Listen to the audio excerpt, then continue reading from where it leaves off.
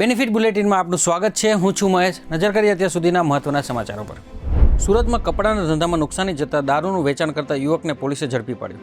રાંદેર પોલીસે આરોપી પાસેથી ટ્રોલી બેગ, વિદેશી દારૂના જથ્થા સહિત કુલ 1.50 લાખનો મુદ્દામાલ જપ્ત કર્યો। આજકાલ યુવાનો પૈસા કમાવા માટે શોર્ટકટ રસ્તા અપનાવી રહ્યા છે।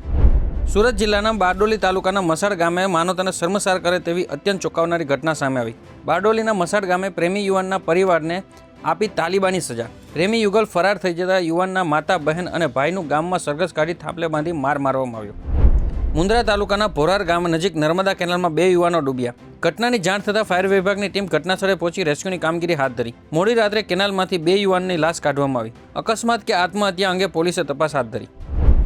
રાજકોટના આજીડેમ પોલીસે બાઇક ચોરી કરતા આરોપીને ઝડપી પાડ્યો। આજીડેમ પોલીસે ટેકનિકલ સોર્સ અને સીસીટીવી ફૂટેજના આધારે બાઇક ચોરીનો ભેદ ઉકેલ્યો। પોલીસે 14 બાઇક સહિત એક આરોપીને ધરપકડ કરી। પોલીસે આરોપી પાસેથી 7,58,000નો મુદ્દામાલ કબજે કર્યો। તો આ હતા અત્યાર સુધીના મહત્વના સમાચાર। આવા સમાચારો જાણવા માટે આપ જોડાયેલા રહો બેનિફિટ ન્યૂઝ સાથે।